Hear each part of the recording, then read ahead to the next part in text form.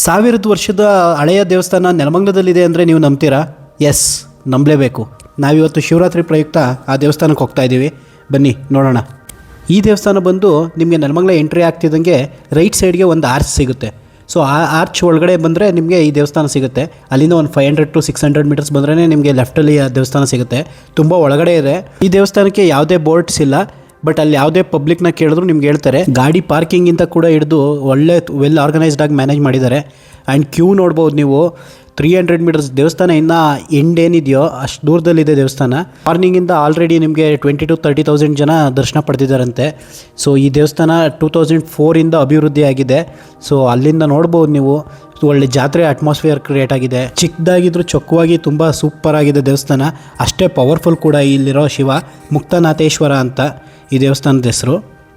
ವಾಸು ಅಂತ ಬಿನ್ಮಂಗಲ. ಈ ಶ್ರೀ ಮುಕ್ತಿನಾಥೇಶ್ವರ ದೇವಸ್ಥಾನದ ಅಧ್ಯಕ್ಷರು. ಪ್ರತಿ ಶಿವರಾತ್ರಿ ಅಂತ ಈ ಶಿವರಾತ್ರಿನೂ ಸಹ ಅಧಿಕ ಸಂಖ್ಯೆಯಲ್ಲಿ ಭಕ್ತಾದಿಗಳು ಬರ್ತಾ ಇದ್ದಾರೆ, ದರ್ಶನ ಮಾಡ್ತಾ ಇದ್ದಾರೆ. ಬೆಳಗಿನ ಜಾವ 4 ಗಂಟೆಯಿಂದನೂ ಹೋಮ ಹವನ ಎಲ್ಲ ಆಗೈತೆ. ನಾವು ಊಟದ ವ್ಯವಸ್ಥೆ ಈ ದಿನ ಮಾಡಿದ. ಇವತ್ತೇನಿದ್ರು ಒಂದು ಅವ್ರಿಗೆ ಪ್ರಸಾದ ಅಂತ ಸಜ್ಜಿಗೆ, ಒಂದು ಅವಲಕ್ಕಿ ಈ ಥರದ್ದು ಪ್ರಸಾದ ಸುಮಾರು ಒಂದು 40,000 ಜನ ಇವತ್ತು ದರ್ಶನ ಮಾಡ್ತಾರೆ. ನಾಳೆ ಸುಮಾರು 20,000 ಜನಕ್ಕೆ ನಾವು ಊಟದ ವ್ಯವಸ್ಥೆ ಮಾಡ್ತಾಯಿದ್ದೀವಿ. ಈ ಸರಿಯ ವಿಶೇಷ ಏನಂದರೆ ಧರ್ಮಸ್ಥಳದ ಮಂಜುನಾಥನ ಅಲಂಕಾರ ಇದೆ ಈ ಸರಿ. ತುಂಬ ಚೆನ್ನಾಗಿದೆ ಈ ಸರಿ. ಸೊ ಭಕ್ತಾದಿಗಳು ಅಧಿಕ ಸಂಖ್ಯೆಯಲ್ಲಿ ಬಂದು ದರ್ಶನ ಪಡ್ಕೊಬೇಕು ಅಂತ ಅವರಲ್ಲಿ ಕಳಕಳಿ ಕೇಳ್ಕೊತೇನೆ. 1909ರಲ್ಲಿ ಚೋಳ ಸಂತತಿಯ ಕೊನೆ ರಾಜ ಈ ಒಂದು ದೇವಸ್ಥಾನವನ್ನು ಒಂದು ಅಭಿವೃದ್ಧಿ ಮಾಡಿದ ಅಂತ ಒಂದು ಉಲ್ಲೇಖ ಕೂಡ ಎಲ್ಲ ಒಂದು ಶಾಸನಗಳಲ್ಲಿದೆ. ಈ ಒಂದು ಈ ಥರ ಇತಿಹಾಸ ಪ್ರಸಿದ್ಧ ಪುರಾಣ ಪ್ರಸಿದ್ಧ ದೇವಸ್ಥಾನ ನಮ್ಮ ಒಂದು ಭಾಗದಲ್ಲಿ, ಅದರಲ್ಲೂ ನಮ್ಮ ಈ ಒಂದು ನೆಲಮಂಗಲ ಭಾಗದಲ್ಲಿ ಇದೆ ಅಂದರೆ ಅದು ನಿಮ್ಮೆಲ್ಲರ ಪುಣ್ಯ ಅಂತ ನಾನಾದರೂ ಭಾವಿಸ್ತೇನೆ. ಹಿಂದೆ ಈ ಒಂದು ಇದಕ್ಕೆ ವಿನ್ನಮಂಗಲ ಅಂತ ಇತ್ತು. ಕ್ರಮೇಣವಾಗಿ ಆ ವಿನ್ನಮಂಗಲವೇ ಭಿನ್ಮಂಗಲವಾಗಿ ಮಾರ್ಪಡ್ತು. ಇದನ್ನು ನಾವು ಕಾಲೇಜಲ್ಲಿದ್ದಂತಹ ಸಂದರ್ಭದಲ್ಲಿ ನಮಗೆ ಇತಿಹಾಸದಲ್ಲಿ ಈ ಒಂದು ಪಾಠವಾಗಿ ಇದನ್ನು ಅಳವಡಿಸಿದರು. ಆದರೆ ಇಂಥ ಒಂದು ದೇವಸ್ಥಾನ, ಇಂಥ ಒಂದು ಪುರಾಣ ಪ್ರಸಿದ್ಧ ದೇವಸ್ಥಾನ ನಮ್ಮಲ್ಲಿದೆ ಅಂದರೆ ಅದು ನಮ್ಮೆಲ್ಲರ ಸೌಭಾಗ್ಯವೇ ಸರಿ. ಇಂಥ ಒಂದು ಇದರ ದೇವಸ್ಥಾನವನ್ನು 2004ರಲ್ಲಿ ಕೃಷ್ಣಣ್ಣರಿದ್ದರು. ಆ ಕೃಷ್ಣಣ್ಣವರ ಸಹಕಾರದೊಂದಿಗೆ ಆಗಿನ ಎಲ್ಲ ಊರಿನ ಮುಖಂಡರೆಲ್ಲ ಸೇರಿ ಈ ಒಂದು ದೇವಸ್ಥಾನವನ್ನು ಅಭಿವೃದ್ಧಿಗೊಳಿಸಿದ್ರು.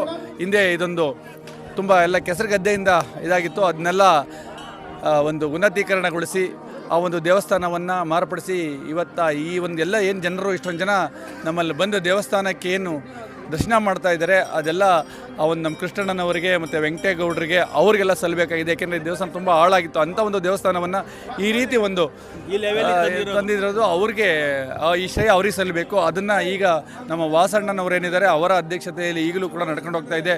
ಇಲ್ಲಿ ಪ್ರಕಾರವಾಗಿ ಈಗ ರಾತ್ರಿವರೆಗೂ ಹೆಚ್ಚು ಕಮ್ಮಿ 86,000ರಿಂದ 80,000ವರೆಗೂ ಜನ ರಾತ್ರಿ 12 ಗಂಟೆವರೆಗೂ ದರ್ಶನವನ್ನು ಪಡೆಯಲಿದ್ದಾರೆ.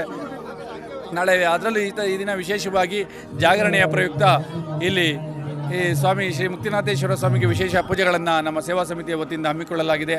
ವಿಶೇಷವಾಗಿ ನೃತ್ಯಧಾಮ ಕಲಾತಂಡದ ವತಿಯಿಂದ ಒಂದು ಭರತನಾಟ್ಯ ಕಾರ್ಯಕ್ರಮವನ್ನು ಹಮ್ಮಿಕೊಳ್ಳಲಾಗಿದೆ. ಅಲ್ಲದೆ ಹರಿಕಥಾವನ್ನು ಶಿವಭಕ್ತ ಮಾರ್ಕಂಡೇಯ ಎಂಬ ಒಂದು ಹರಿಕಥೆಯನ್ನು ಕೂಡ ಹಮ್ಮಿಕೊಳ್ಳಲಾಗಿದೆ. ನಾಳೆ ವಿಶೇಷವಾಗಿ ಸ್ವಾಮಿಯ ಕ್ಷೇತ್ರದಲ್ಲಿ ಶ್ರೀಚಂಡಿಕಾ ಹೋಮ, ಅತಿರುದ್ರಯಾಗ, ರುದ್ರಾಭಿಷೇಕ, ಸ್ವಾಮಿಗೆ ಮಹಾರುದ್ರಾಭಿಷೇಕ ನಡೆಯಲಿದೆ.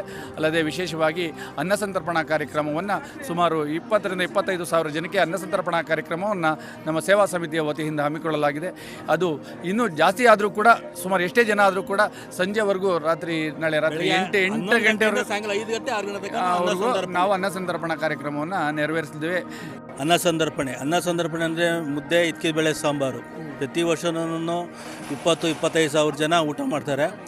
ಇಷ್ಟೇ ಅಲ್ಲದೆ ರೋಟರಿ ಹಾಗೂ BGS ಅವರ ವತಿಯಿಂದ ಉಚಿತ ಆರೋಗ್ಯ ತಪಾಸಣೆ ಹಾಗೂ ರಕ್ತದಾನ ಶಿಬಿರವನ್ನು ಏರ್ಪಡಿಸಲಾಗಿತ್ತು. ಸೊ ಇದರಲ್ಲಿ ಕೂಡ ಹಲವಾರು ಜನ ಪಾಲ್ಗೊಂಡಿದ್ದರು. ಬನ್ನಿ ಈಗ ದೇವಸ್ಥಾನದ ಒಳಗಡೆ ಹೋಗೋಣ. ಹೇಗೆ ಅಲಂಕಾರ ಮಾಡಿದ್ದಾರೆ. ಈ ಸಲ ಧರ್ಮಸ್ಥಳದ ಮಂಜುನಾಥ ಸ್ವಾಮಿ ಏನಿದೆಯೋ ಅದೇ ರೀತಿ ಅಲಂಕಾರ ಮಾಡಿದ್ದಾರಂತೆ. ಬನ್ನಿ ಒಳಗಡೆ ಹೋಗಿ ನೋಡೋಣ ಹೇಗೆ ಮಾಡಿದ್ದಾರೆ ಅಂತ.